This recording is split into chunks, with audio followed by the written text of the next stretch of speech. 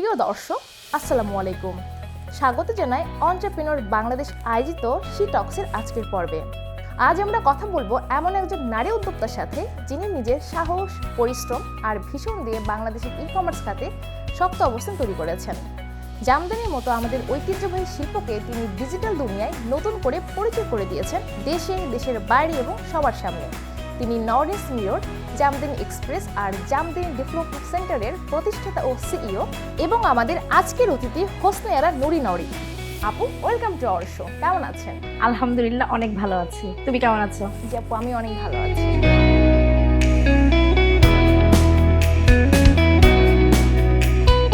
আপু, আপনি তো অনেক বছর ধরে কর্পোরেট ওয়ার্ল্ডে আছেন। সেখান থেকে ই কমার্সের যাত্রাটা কিভাবে শুরু হলো? কোন বিষয়গুলো আপনাকে সবথেকে বেশি অনুপ্রাণিত করেছে?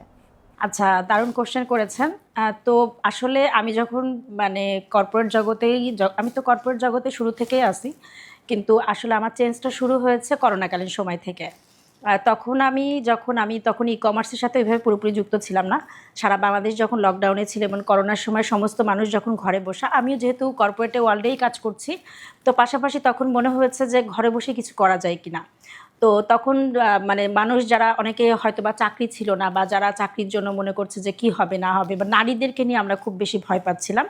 তো তখন আসলে জার্নিটা বেসিক্যালি শুরু হয়েছে আমার ই কমার্সের যাত্রা আমার বোনকে দিয়েই। তারপরে আসলে আমি এখানে যাত্রাটা শুরু করি এবং ই কমার্স অ্যাসোসিয়েশনের সাথে যুক্ত হই। যেহেতু আমি কর্পোরেট ব্যাকগ্রাউন্ড থেকে এসেছি, ওখানে আমাদের একটা কর্পোরেট অ্যাফেয়ার্স স্ট্যান্ডিং কমিটি থাকে, ওখানে আমি কো চেয়ারম্যান হিসাবে যোগদান করি। তারপর আমি নর্থ ইস্ট মিররটা দিয়ে যাত্রাটা শুরু করি, এবং আমি যেহেতু যশোরের মেয়ে, তো যশোরের নকশিকাতা দিয়েই বেসিক্যালি আমার যাত্রাটা শুরু হয়। তারপর আস্তে আস্তে আমি জামদানি নিয়ে কাজ করা শুরু করি।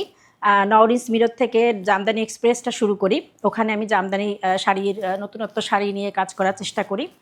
আর তারপর আমি চিন্তা করলাম যে জামদানির উপরে কখনো গবেষণা হয়নি, তো তারপরে আবার জামদানির উপর গবেষণার জন্য আমি জামদানি ডেভেলপমেন্ট সেন্টারটা চালু করেছি। ওটা হচ্ছে জেডিসি। ওখান থেকে মূলত জামদানি আমাদের তাঁতিদের কী কী সুবিধা অসুবিধা নিয়ে আমরা কাজ করছি, আমাদের বাংলাদেশের জামদানি শিল্পটাকে আরও কীভাবে ডেভেলপ করা যায় ডে বাই ডে। এবং আমাদের জামদানি শাড়ি আপনি নিশ্চয়ই জানেন, সব নারীদের খুব পছন্দ, সবার ঘরে হয়তো একটা করে জামদানি শাড়ি তো অবশ্যই থাকে। তো এই জামদানি শাড়িটাকে কিভাবে সহজলভ্য করা যায়, যদি কস্টটা একটু কন্ট্রোল করে বা একটু কমিয়ে, যাতে আমরা নারীদের কাছে সহজে পৌঁছে দিতে পারি ব্যাপারটা। হ্যাঁ, এটা আমার মাথায় তখন আসে। সেটার উপর ভিত্তি করে আমরা জামদানি ডেভেলপমেন্ট সেন্টারটা চালু করি। এখান থেকে গবেষণা করি যে কীভাবে এটাকে কস্ট আর একটু মিনিমাইজ করা যায়। যদিও জামদানি শাড়ি নিয়ে আমরা যখন কর্পোরেটে কাজ করেছি, আমাদের কর্পোরেটের অনেক মেয়েরা আমাদের জামদানি শাড়িগুলো পরে, তারা কর্পোরেট ইভেন্টগুলো তারা জামদানি শাড়ি নিয়েই তারা মূলত করেছে। তো ওখানে আমি একটা ইনস্টলমেন্টের ব্যবস্থাও করে দিয়েছি, যাতে কিস্তিতে শাড়িগুলো তারা নিতে পারে। তো এইভাবেই আসলে আস্তে আস্তে করে আমার জার্নিটা আসলে শুরু হয়। এটা এভাবেই চলছে। আচ্ছা আপু, আপনি যে নকশিকাতা থেকে শুরু করে জামদানির যে ব্যাপারটা, তো এটা দীর্ঘ একটা সময়ের ব্যাপার। তো এই সময়ের মধ্যে আপনি কি কি চ্যালেঞ্জের সম্মুখীন হয়েছিলেন? আচ্ছা, আসলে একজন নারী যখন কোনো কাজ শুরু করে, তখন তো আসলে অনেক ধরনের প্রতিবন্ধকতার মধ্যে দিয়েই কিন্তু তাকে যেতে হয়। তো আমিও সেই ধরনের প্রতিবন্ধকতার মধ্যেই ছিলাম, যেহেতু একটা কর্পোরেট একটা বড় একটা দায়িত্বের মধ্যে থেকে আমি কিন্তু পাশাপাশি আমি যখন শুরু করেছি, আসলে আমাদের শুরু করাটা আমাকে অনেকেই জিজ্ঞেস করে যে আসলে কিভাবে সময় পান। তো আমরা অনেক সময় দেখা যায় কি ফেসবুকিং করি বা গান শুনি, আমাদের সময়টাকে নষ্ট করছি। তো সেই সময়টা যদি আমরা কাজে লাগাতে পারি, আমাদের কিন্তু হিউজ টাইম থাকে। তো পাশাপাশি আসলে অনেক কিছুই করা যায়। আর নারীদের জন্য ঘরে বসে যদি আপনি কোনো কিছু করতে পারেন, সেটা তো আপনার জন্য একটা বড় একটা সুযোগ। তো অনেক সময় দেখা যায় কি নারীদের পরিবার থেকেও অনেক সমস্যা হয়, যে না, পরিবারের সদস্যরা হয়তো বা চাচ্ছেন যে না, সে হয়তো বা চাকরি করুক বা ঘরে চাকরি না করুক বা ঘরে বসে থাক। তো একটা নারী যখন ঘরে বসে থাকে, তখন কিন্তু তার জন্য কিন্তু অনেকটা পেশা চলে আসে। তো সেই চিন্তা করেও কিন্তু যেমন নারীরা যদি ঘরে বসেও যদি অনলাইনে বিজনেসটা শুরু করতে পারে, সেটা কিন্তু তাদের জন্য অনেক বড় কিছু। আপনি বললে বিশ্বাস করবেন না, আমরা যখন করোনার সময় যখন শুরু করি, বেসিক্যালি ওই টাইমটা তো নারীদের উদ্যোক্তা হওয়ার প্রসেসিংটা শুরু হয়। এখন তো আমাদের ফেসবুক ভিত্তিক উদ্যোক্তা প্রায় 5 লাখের উপরে, যারা ফেসবুকে তারা বিজনেসটা করছেন। আর পাশাপাশি আপনার ওয়েবসাইট, অনলাইনে তো বিজনেস করছেনই। তো দেখা যায় কি অনেক সময় নারীরা বলে যে না, আমি তো অনেককে দেখা যাচ্ছে অনেক পড়ালেখা করেছেন কিন্তু চাকরি করতে পারছেন না।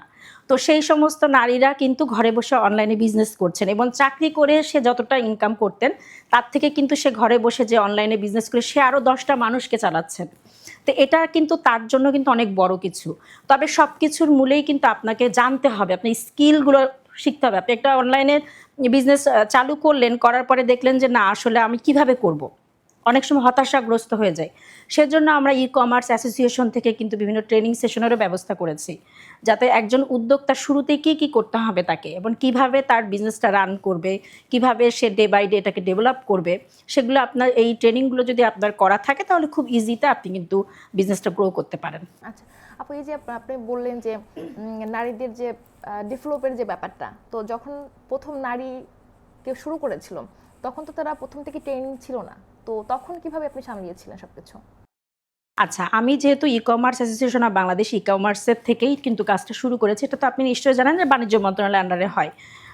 তো এখানে আসলে নারীদেরকে প্রচুর ট্রেনিং করানো হয়। যেমন একটা ট্রেনিং ছিল হচ্ছে আপনার ই বাণিজ্য করব, নিজের ব্যবসা করব। তো এখানে একদম শুরুর উদ্যোক্তারা যারা একদম কোনো কিছুই জানে না, ধরেন আপনার শুধু একটা মোবাইল আছে বা আপনি শুধু ফেসবুকটা অন করতে পারেন, কিভাবে পেজ খুলতে হবে, কিভাবে আপনার মার্কেটিং করতে হবে, বুস্ট করতে হবে, কিভাবে আপনার ভিডিও করতে হবে, পিকচারগুলো তুলতে হবে, এগুলো আসলে আপনাকে জানতে হবে। হ্যাঁ, অনেকে দেখা যায় কি খুব মার্কেটিং নলেজটা খুব ভালো, বাট ফাইন্যান্স বোঝে না। তো এটাও কিন্তু একটা বড় একটা পার্ট। হ্যাঁ, তো এই নলেজটা কিন্তু তাদেরকে জানতে হবে। তো এই ট্রেনিং সেশনগুলোর মাধ্যমে আমাদের যে ট্রেনারগুলো থাকে, আমি নিজেও অনেকগুলো ট্রেনিং করিয়েছি এবং বিভিন্ন ইউনিভার্সিটিতে যেও আমি ট্রেনিংগুলো করিয়েছি। আমরা ওই মানে স্টুডেন্ট লাইফ থেকে চাচ্ছিলাম যে আমাদের স্টুডেন্টরাই যেন মানে যেই সময়টুকু সে পায় ওই সময়টুকু যেন সে আস্তে আস্তে কোনো কিছু একটা শিখলো বা অনলাইন বিজনেস সম্পর্কে তার একটা আইডিয়া হলো। যখন সে পড়ালেখাটা শেষ করলো তখন যেন তার মধ্যে সেই জিনিসটা না আসে যে না আমার পড়ালেখা এখন শেষ হয়ে গেছে, আমি বসে মানে বেকার জীবন যেন তার লাইফে না আসে। তো এটাই আসলে আমাদের মূল ইয়া ছিল। তো এই ট্রেনিংগুলো যখন করিয়েছে তখন ম্যাক্সিমাম উদ্যোক্তারাই অনেক কিছু শিখে যায়। একটা দীর্ঘমেয়াদী একটা ট্রেনিং হয়, হ্যাঁ, প্রায় 11 দিন 1 মাস মতো হয়। তো তখন আর কি ওই ট্রেনিং সেশনেই তাদের যে ডেভেলপ হয় তারপর সে আস্তে আস্তে করতে পারে। আর আমাদের বিভিন্ন গ্রুপ ছিল, আমাদের 3.5 লাখ একটা গ্রুপ, আমাদের একটা ছিল ওখানে, প্রায় ওখানকার অ্যাডমিনও ছিলাম আমি। তো ওই গ্রুপগুলোতে বিভিন্ন ধরনের কোশ্চেন আসতো বা একজন উদ্যোক্তার সাথে পরিচয় হতেন। মানে মেইন হচ্ছে আপনার নেটওয়ার্কিং। হ্যাঁ, নেটওয়ার্কিংটা খুব ইম্পর্টেন্ট। খুব ইম্পর্টেন্ট। আর আপনার বিজনেসের ক্ষেত্রে এটা অনেক বেশি ইম্পর্টেন্ট, যেহেতু একটা আরেকজনের সাথে আরেকজনের কমিউনিকেশন করতে হয়। গত 2 বছরে সদস্য সম্পর্ক বিষয়ক কমিটির কো চেয়ারম্যান হিসেবে আপনার গুরুত্বপূর্ণ কাজগুলো কী কী ছিল এবং আপনি কোন কাজগুলোকে তুলে ধরতে চান? Thank you. E commerce related একটা কোশ্চেন করেছেন, মানে ই ক্যাবের। আমি যেহেতু e commerce association of Bangladesh e CAB, ওখানে প্রথমে যেহেতু কর্পোরেট নিয়ে কাজ করেছি, করার পরে আমাদের স্ট্যান্ডিং কমিটি আর কি সেরা কমিটি হয়, তারপর আমাকে দায়িত্ব দেওয়া হলো যে মেম্বার নিয়ে কাজ করার জন্য। তো এখানে প্রায় 2900 মতো আমাদের মেম্বার। তো এই মেম্বারগুলোকে কিভাবে আমাদের আসলে অনেক ধরনের চাওয়া পাওয়া থাকে, তো কিভাবে তাদেরকে আমরা সুযোগ সুবিধা দিতে পারি যে একজন অনলাইন বিজনেস এখানে তো আসলে শুধুমাত্র স্টার্ট আপ বা ছোট উদ্যোক্তা তা নয়, এখানে কিন্তু সব ধরনের উদ্যোক্তা নিয়েই কিন্তু একটা মানে মেম্বাররা কিন্তু এখানে আছেন। এখানে বড় বড় কোম্পানি যেরকম আছে, ছোটো ছোটো কোম্পানিগুলোও কিন্তু এখানে অ্যাড আছেন। তো যাদের বিজনেসটা অথেন্টিক বিজনেস, আমরা চাচ্ছি যে একদম অথেন্টিক বিজনেস যারা করছেন, যাদের ট্রেড লাইসেন্স আছে, একদম একটা শুধু ফেসবুক ভিত্তিক কোনো বিজনেস না, তাদের ওয়েবসাইটের মাধ্যমে তারা বিজনেসটা রান করছেন, তো তাদেরকে আমরা তুলে ধরেছি যে তারা যেন ধরেন কোনো একটা কাস্টমার কোনো কমপ্লেন করেন সেটা যেন আমরা দেখতে পারি বিষয়টা। কিন্তু আপু এখানে ধরেন যারা নতুন উদ্যোক্তা, শুধুমাত্র ফেসবুকে একটা পেজ আছে কিন্তু লাইসেন্স পায় নাই, তো সেক্ষেত্রে তারা কি ওই ট্রেনিং অংশ নিতে পারবেন না? হ্যাঁ, ট্রেনিংটা যখন আমরা করিয়েছি তখন আমরা সবার জন্য একটু উন্মুক্ত রেখেছি, যেহেতু বাণিজ্য মন্ত্রণালয়ের আন্ডারে হতো।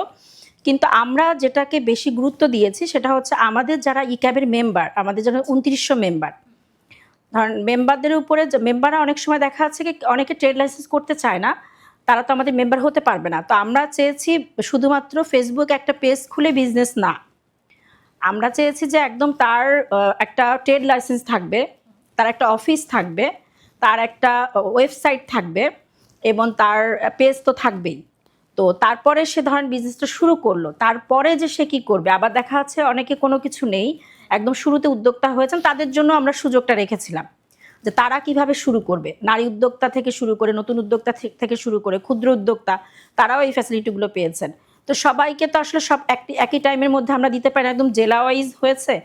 তো যারা সুযোগ পেয়েছেন তারাই তো করেছেন, পরবর্তীতে এটা ধাপে ধাপে এটা অগ্রসর হয়েছে আর কি। আপু, নারী উদ্যোক্তাদের জন্য আপনার বিশেষ পরিকল্পনা কি?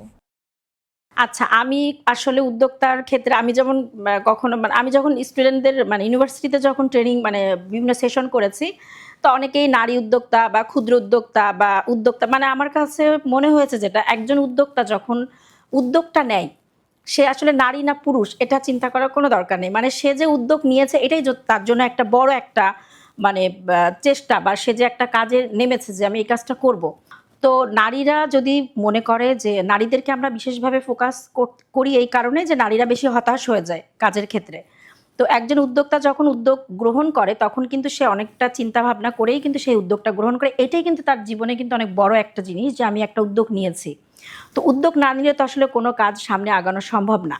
তো নারীরা যখন, আমি নারীদেরকে একটা কথাই বলি সবসময়, বিভিন্ন ট্রেনিং সেশন থেকে শুরু করে আমাদের হিউজ নারীরা আমাদের এখানে যুক্ত আছেন, তো তাদেরকে আমরা বিভিন্ন ধরনের সেশনের মাধ্যমে ট্রেনিং করিয়েছি যে কিভাবে মার্কেটিংটা বুঝতে হবে, কিভাবে ফাইন্যান্সের জিনিসগুলো আপনারা হিসাবগুলো আপনারা ঠিক রাখবেন, বা কিভাবে আপনার আইটি নলেজটাকে গ্রো করতে হবে। যেমন শুধুমাত্র কিভাবে আপনি কোন টাইমে কোন প্রোডাক্টটা সেল করতে হবে, এটা কি শীতকালে যাবে না গরমকালে যাবে, বা এটা কালার কি ধরনের হবে, বা বিভিন্ন ফেস্টিভ্যাল।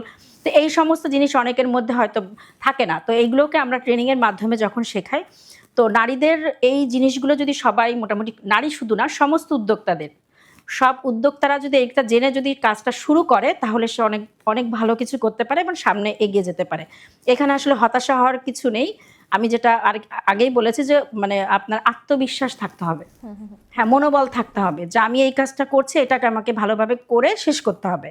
আমি যেন কারোর কথা শুনে, অনেক সময় থাকে না যে নারীরা চিন্তা করে যে কে কি বলবে, বা আমার পরিবার থেকে সাপোর্ট করবে না। আমার কথা হচ্ছে আমাকে বোঝাইতে হবে আমার পরিবারকে, কারণ আমি যে কাজটা করছি, আমি তো একটা বিজনেস শুরু করেছি, সেটা ঘরে বসে থাকলেও আমাকে কিন্তু কয়েকটা লোক এখানে কিন্তু আমাকে ইনভলভ করতে হচ্ছে, বা আমি বাসায় বসেও অনেক কাজ করতে পারছি, অফিসেও আমাকে হয়তো বা না গেলেও চলছে।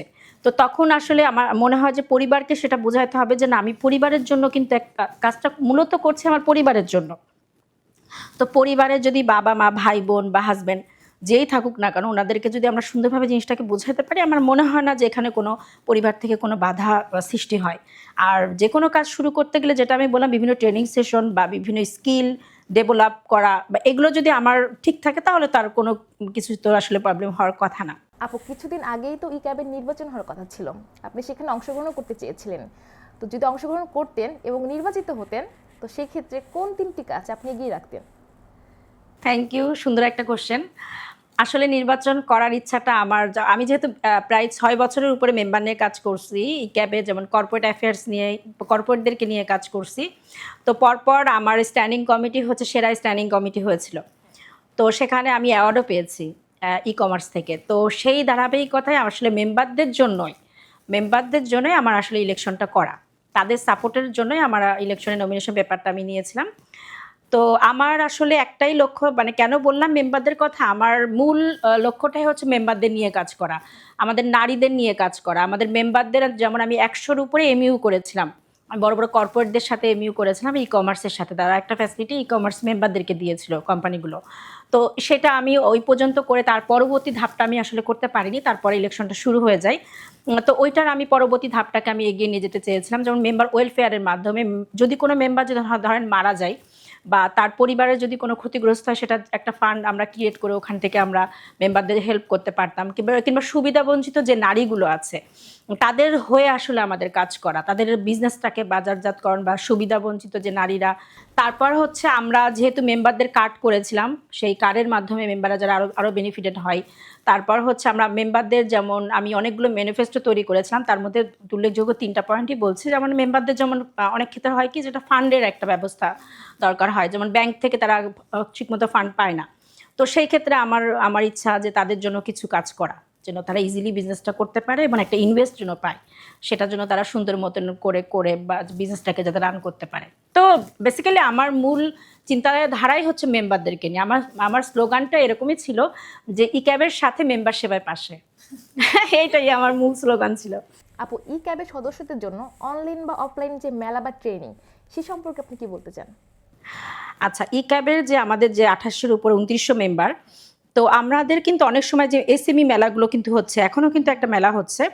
তো এই মেলাগুলো আমাদের কিছু কিছু মেলা আবার অনলাইন ভিত্তিক হয়, কেউ কেউ আবার দেখা যাচ্ছে সরাসরি স্টল দিয়ে মেলাগুলো করছেন। তো এখানে তো ছোট বড় মাঝারি উদ্যোক্তা, ক্ষুদ্র উদ্যোক্তা, নারী উদ্যোক্তা সবাই এখানে কিন্তু ইনভলভ হতে পারেন। তো আমার কথা হচ্ছে যে মেলাগুলো যখন দেয় তারা ই ক্যাবের পক্ষ থেকে অনেক ধরনের বেনিফিটেড হয়। যেমন ই ক্যাব থেকে আমাদের একটা ইয়া থাকে যেখানে ই ক্যাবের মেম্বারদের জন্য একটা ফ্যাসিলিটি দেওয়া হয়, স্টলগুলোর ক্ষেত্রে কিছু বেনিফিট তারা পায় মেম্বারদের ক্ষেত্রে। অফলাইন মেলা আর অনলাইন মেলা, এই দুটোর মধ্যে আপনার বেসিক পার্থক্যটা কি আসলে? আচ্ছা, অনলাইন মেলা হচ্ছে আপনার অনলাইন ভিত্তিক যে মেলাগুলো হয়, ডিজিটাল মেলা আপনি যেটা বলে, ডিজিটাল ওয়ার্ল্ড আপনি নিশ্চয়ই শুনেছেন। ডিজিটাল ওয়ার্ল্ড হয়েছে ই ক্যাবের পক্ষ থেকে। যেমন আমরা কিন্তু অনেকগুলো সেশন করেছি ডিজিটালি, হ্যাঁ। যেমন আপনি এখন যেমন দেখবেন যে আপনার ডিজিটাল গরুর হাট, আগে যেমন আপনি সরাসরি গরুর হাটে যে গরু কিনতেন, এখন কিন্তু ডিজিটালি মাধ্যমে, ডিজিটাল গরুর হাটের মাধ্যমে কিন্তু আপনি কেনাকাটা করতে পারছেন। ডিজিটাল আম মেলা। কিন্তু সেক্ষেত্রে আপু পণ্যটা একদম সঠিক আছে নাকি, বা পণ্যের যে অথেন্টিসিটি একদম। সেটা? সেটা হচ্ছে আপনি মানে একটা গরু বা খাসি যেটাই হোক না কেন, আপনি লাইভে দেখবেন, লাইভে আপনার সামনেটাকে ওজন করা হবে, করে আপনাকে নিজে একদম পুরাটা কুরবানি মানে হয়ে বাসায় চলে যাবে, একদম প্যাকেট হয়ে। আমি নিজেও নিয়েছি, হ্যাঁ। ধরেন অনেক সময় দেখা যায় কি, আমরা যারা ঢাকাতে থাকি, অনেক সময় দেখা যায় যে আমাদের মানে এই কুরবানির ঝামেলাটা অনেক সময় অনেক ক্ষেত্রে হয়ে থাকে। তখন আমরা ডিজিটাল গরুর হাটের মাধ্যমে গরু অর্ডার দিয়ে কুরবানি হয়ে একদম বাসায় চলে আসে, একদম রেডি হয়ে। তখন আপনি জাস্ট ওটাকে আপনি রান্না করলেন আর কি আপনার মতন করে। এটা ডিজিটাল আম মেলা আমরা করেছি। মানে এই ধরনের ধরেন ডিজিটাল যে মেলাগুলো হয়, আপনি অনলাইনের ভিত্তিতে যে মেলাগুলো আপনি ঘরে বসে অর্ডার দিলেন, ধরেন বিভিন্ন ধরনের পেজের মাধ্যমেও কিন্তু অনেক সময় অনেকে করে থাকে। ধরেন আমরা একটা মেলা দিচ্ছি বা একটা ডিসকাউন্ট দিচ্ছি, বা আমরা অনেকগুলো রিসেলার বা অনেকগুলো কোম্পানিকে এক জায়গায় করে আমরা একটা অনলাইন ভিত্তিক একটা মেলা চালু করছি, এগুলো আমরা অনেক করেছি এর আগে। আবার হচ্ছে অফলাইনে হচ্ছে যেমন এসএমই মেলা থেকে শুরু করে বিভিন্ন স্টল নিয়ে, অনেকগুলো স্টল নিয়ে যারা মানে মেলা দিচ্ছেন একটা অডিটোরিয়াম বা যে কোনো একটা প্লেসে। তো বর্তমান যার যেটা মানে মনে হয় যে না ঠিক আছে, যেখান থেকে আমরা খুশি কিনতে পারি, এটাই। মানুষ কোনটা বেশি চাচ্ছে, অফলাইন নাকি অনলাইন? আচ্ছা, অনেক সময় দেখা যায় কি, আমরা অনেক সময় থাকে না, যারা মানে জব করছেন বা বিজনেস করছেন, যেমন আমি প্রচুর অনলাইন থেকে কেনাকাটা করি। কারণ আমার কাছে মনে হয় কি, আমি একটা দোকানে যাব, যে ওখানে আমি জিনিসটা পছন্দ করব, করার পর আমার যে একটা হিউজ টাইম দিতে হবে, ওই টাইমটা আমার নাই, কিন্তু আমার ওই জিনিসটা এখন লাগবে। তো আমি দেখা যাচ্ছে আমি সেটাকে লাইভে দেখছি বা ফেসবুকে দেখছি, যেখান থেকে হোক, আমার কাছে মনে হয়েছে যে ওই দোকানটার জিনিসটা যখন লাইভে আসছে বা আমি জিনিসগুলো দেখছি, আমি ওখান থেকে অর্ডারটা দিয়ে দেই, সুন্দর মতো আমার বাসায় চলে আসে। তো কেউ কেউ চিন্তা করে যে আমি অনলাইন থেকে নিব, আবার কেউ কেউ চিন্তা করে যে না, আমি অফলাইনে যে দেখে বা নিজে হাতে ধরে সেটাকে দেখে তারপরে নিব। যেমন আমার ক্ষেত্রে যেরকম হয়, যদি আমার নরেন্স মিরর থেকে যদি কেউ অর্ডার করে, অনেক সময় দেখা যায় কি বলে যে আপু শাড়িটা একটু দেখতে পারলে ভালো হতো। হ্যাঁ। আবার অনেকে বলে না ঠিক আছে, একদম হুবহু ভিডিওতে যেটা দেখছি বা একদম হুবহু থাকলে কোনো সমস্যা নেই, বা তার কাছে মনে হচ্ছে না ঠিক আছে আমার আর দেখার দরকার নেই। তো যার যার আসলে এটা চাহিদার উপর ডিপেন্ড করে। কেউ অনলাইনে থাকতে, অনলাইনে কেনাকাটা পছন্দ করে, কেউ অফলাইনে, ডিপেন্ড করে আসলে। বাংলাদেশে ই কমার্স খাতে কি ধরনের পরিবর্তন আনলে ই ক্যাব আরও বেশি শক্তিশালী ভূমিকা রাখতে পারে বলে আপনি মনে করেন? Thank you. আসলে ই কমার্স অ্যাসোসিয়েশন তো মেম্বার নিয়ে কাজ করছে। তো আমরা মেম্বারদেরকে ফ্যাসিলিটি দিতে পারি, আমরা প্রযুক্তিগত বিভিন্ন উন্নয়ন ডেভেলপ করতে পারি, আমাদের পুরনো ধারণা থেকে আমরা আরেকটু ডেভেলপ করে নিজেদেরকে এগিয়ে নিতে পারি। আমাদের এখানে বিভিন্ন প্রশিক্ষণের ব্যবস্থা আমরা রাখতে পারি, ট্রেনিং সেশনগুলোর মাধ্যমে মেম্বারদেরকে আরও ডেভেলপ করতে পারি। তারপর আমাদের লজিস্টিক যে সিস্টেমটা আছে, আমাদের ডেলিভারি যে সিস্টেমটা, ওটাকে আমরা আরও ডেভেলপ করতে পারি। এই সেক্টর নিয়ে আমরা কাজ করতে পারি ব্যাপকভাবে। তারপর আমরা যদি মনে করি যে না, এই সেক্টরে থেকে আমাদের মেম্বারদের মধ্যে আমাদের যে মেম্বারশিপটা হয়, সেখানে আমরা মেম্বাররা যে মেম্বার যারা হচ্ছেন, আমরা সব ধরনের কোম্পানিগুলোকে সেভাবে ফ্যাসিলিটি দিয়ে মেম্বার করতে পারি। তো এটা অলরেডি আমরা এটা করছি। তারপর আরও কিছু আমরা এখানে অ্যাড করে বা এই সেক্টরগুলো যেগুলো আমরা ডেভেলপ করতে চাচ্ছি, যে প্রশিক্ষণ দেওয়া, ট্রেনিং সেশনের ব্যবস্থা করা, লজিস্টিকের আমাদের লজিস্টিক সিস্টেমটাকে আরও ডেভেলপ করা, তো এগুলো করলে আমাদের ই কমার্স সেক্টরটা আরও ডেভেলপ করবে। আমাদের কিছু কিছু পলিসি আছে, পলিসিগতভাবে আমরা যদি কাজ করতে পারি, আমরা বিভিন্ন নীতি নির্ধারণ ইয়েতে যারা কাজ করছেন তাদের সাথে থেকে আমরা এই সেক্টরকে আরও ডেভেলপ করে ইজি ওয়েতে যেন বিজনেসটা করতে পারে। বিভিন্ন প্রতিবন্ধকতা থাকে, সেগুলোর জন্য আমরা দূর করতে পারি। যেমন আমি ছোট্ট করে একটা উদাহরণ দিয়ে বলি, সেটা হচ্ছে আমাদের ই কমার্স সেক্টরে যে আমাদের ট্রেড লাইসেন্সে কিন্তু ই কমার্সটা উল্লেখ করা নেই। তো ওটা আমরা করতে পারি সরকারের সাথে কথা বলে। আমাদের এখানে কিছু ফান্ডের ব্যবস্থা যদি আমরা করতে পারি, মেম্বারদের জন্য কোনো ইনভেস্টের ব্যবস্থা করতে পারি, সেই ক্ষেত্রে আরও ডেভেলপ হবে। তো এই সেক্টরগুলো আমরা সরকারের সাথে থেকে যদি আমরা কাজ করি তাহলে সামনে আরও আমরা এগিয়ে যেতে পারবো। এবং আরও একটা জিনিস আছে, সেটা হচ্ছে আমাদের যেমন ক্রস বর্ডারে আমরা আমাদের দেশীয় যে পণ্যটা সেটার জন্য আমরা বাইরে দিতে পারি খুব সহজভাবে। এই ক্রস বর্ডারটা নিয়ে যদি আমরা কাজ করতে পারি তাহলেও আমাদের আরও ডেভেলপ আমরা করতে পারবো। যদিও আমরা এই কাজগুলো শুরু করেছি, কিন্তু আরেকটু ব্যাপকভাবে যদি আমরা করতে পারি। আপু, নরেন্স মিরর বা জামদানি এক্সপ্রেস পরিচালনা করতে গিয়ে আপনি তো অনেক ধরনের অভিজ্ঞতার সম্মুখীন হয়েছেন।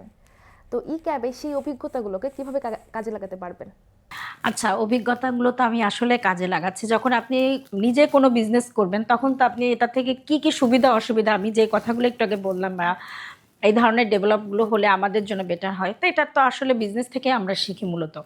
যে এই জায়গাটা থেকে আমি যখন কাজ করছি আসলে আমি এই সমস্যাগুলো ফেস করছি, তখন আবার এটা নিয়ে যদি আমি একটু ব্যাপকভাবে যদি কাজ করি তখন আবার এই ডেভেলপগুলো আমরা করতে পারি। তো ই কমার্স বিজনেস, যেহেতু ই কমার্স আমার কোর বিজনেসটাই হচ্ছে ই কমার্স, তো ই কমার্স নিয়ে যেহেতু আমি কাজ করছি, তো এই সেক্টরের সুবিধা অসুবিধাগুলো নিয়েই তো আমাকে চিন্তা ভাবনা করেই আসলে সামনে কি করলে ভালো হয় সেটাই আসলে আমার মূল চিন্তা ভাবনা। আপু, আমরা শুনেছি আপনি ক্ষুদ্র, মাঝারি এবং দেশীয় সুবিধা বঞ্চিত নারী উদ্যোক্তাদের নিয়ে কাজ করেছেন এবং কাজ করার ক্ষেত্রে আপনি অনেক ধরনের অভিজ্ঞতার সম্মুখীন হয়েছেন। তো আপনার কি মনে হয় তারা আর কি করলে তাদের কাজের ক্ষেত্রগুলো আরও বেশি উন্নত হবে? আচ্ছা, থ্যাংক ইউ। আসলে যারা ক্ষুদ্র মাঝারি যারা উদ্যোক্তা তারা তো আসলে নতুন করে উদ্যোগ শুরু করে, তো প্রথমে তারা ওই হতাশাগ্রস্ত হয়ে যায়। তো সেটার জন্য আমরা তাদেরকে বরাবরই বলে আসছি একটা কথাই, বিভিন্ন ট্রেনিং সেশনগুলোতে অংশগ্রহণ করার জন্য, বিভিন্ন স্কিলগুলো ডেভেলপ করার জন্য। যদি সে মনে করে যে আমি মার্কেটিংটার উপরে একটা এই মার্কেটিংয়ের উপরে আমরা কিছু কোর্স করব, সেটা কিন্তু আমরা অলরেডি করিয়েছি। সেলসের উপরে আমরা কিছু কোর্স তাদের জন্য করিয়েছি, যে একদম কিভাবে আসলে বিজনেস মানেই হচ্ছে সেলস, মানে আমি কিভাবে সেল করতে পারবো, আমি কিভাবে, ধরেন আপনি একজন ফেসবুক ভিত্তিক উদ্যোক্তা, আপনার কাছ থেকে কেন প্রোডাক্ট কিনবে, ক্ষুদ্র উদ্যোক্তাদের ফোকাস করেই বলছি। আমি যদি আমার বিজনেসটাকে যদি অন্যদের থেকে আলাদা না করতে পারি, সেই ক্ষেত্রে কিন্তু আমি নিজস্বভাবে কিছু বেশি দূর এগিয়ে যেতে পারবো না। তো আমি বরাবরই একটা কথাই বলে আসি, কাউকে দেখে আসলে কোনো কিছু করা যাবে না। আমার নিজের ভিতরে যেটা আসছে, নিজের প্রতিভাকে কাজে লাগাতে হবে এবং সেটাকেই ডেভেলপ করে যেন সামনে ভালো কিছু করা যায়। আর আমাদের একটা কথা মনে রাখতে হবে, যে কোনো কাজ শুরু করতে হলে আমাদের সেই বিষয়গুলো কিন্তু ব্যাপক জ্ঞান রাখতে হবে। উদ্যোক্তা হওয়া কিন্তু এত সোজা না, এটা কিন্তু অনেক কাজ শেখার পরেই কিন্তু একজন পরিপূর্ণ উদ্যোক্তা হতে পারে। তো এখান থেকে আমাদের সরকারিভাবেও কিন্তু বিভিন্ন ফান্ডের ব্যবস্থা আছে। তো আপনি যখন একজন উদ্যোক্তা হিসাবে নিজেকে আত্মপ্রকাশ করতে পারবেন, তখন এই সেক্টরগুলো কিন্তু আপনার জন্য উন্মুক্ত হয়ে যাবে। তখন আসলে আমরা ওই ক্ষুদ্র, মাঝারি বা নারী উদ্যোক্তা, তখন আমরা কিন্তু আলাদা করে করে কিন্তু বলতে পারবো না। আমাদের কাছে সবাই তখন একজন উদ্যোক্তা, এক একজন স্টার্ট আপ বাংলাদেশের। তো এটাই আর কি। আমরা আরও শুনেছি আপনি এআই নিয়েও কাজ করছেন। ই কমার্স খাতে এআই ঠিক কত দূর ফল বয়ে আনতে পারে বলে আপনি মনে করেন? আচ্ছা, থ্যাংক ইউ, চমৎকার একটা কোশ্চেন। আসলে আমি তো 6 বছরের উপর ই কমার্স নিয়ে কাজ করছি। তো একজন কোর ই কমার্স হয়ে আমার মনে হয়েছে যে এখন যুগের সাথে তাল মিলেই, এআই না থাকলে আসলে আমি আমার বিজনেসটাকে ভালোভাবে রান করতে পারবো না। কারণ আমার যখন পেজে যখন অর্ডার আসছে, আমার যখন ওয়েবসাইটে অর্ডার আসছে, আমি যদি একজন এআই যদি এমপ্লয় রাখি এখানে, তো অ্যাট এ টাইম কিন্তু সে 100 জন থেকে শুরু করে 1000 জনের কিন্তু আনসার সে দিতে পারছে। আমার একটা ভিডিও করার দরকার হচ্ছে, আমার একটা কন্টেন্ট তৈরি করার দরকার হচ্ছে। তো সেই ক্ষেত্রে যদি আমি এআই এর হেল্প নিতে পারি, সেক্ষেত্রে আমার কাজটা কিন্তু খুব ইজি ওয়েতে হতে হবে। আবার দেখা যাচ্ছে আমার কল সেন্টারে যারা কথা বলছে, আমি এআই দিয়ে যদি কথা বলাতে পারি, তাহলে আমার রাত 12টার পরেও যদি কোনো অর্ডার আসে, সেই অর্ডারটা কিন্তু মিস হবে না। 24 আওয়ার্স কিন্তু আমি এআই দিয়ে কাজ করতে পারি। আবার যুগের সাথে তাল মিলে কিন্তু এটা কিন্তু বাইরে, আপনি দেখেন যে ফেসবুক কিন্তু এআই চালাচ্ছে, হ্যাঁ। তো আমরা যদি এখন থেকেই যদি আমাদের এআই টুলসগুলোর সম্পর্কে যদি আমাদের কোনো আইডিয়া না থাকে, তাহলে কিন্তু আমরা অনেকটা পিছিয়ে যাব।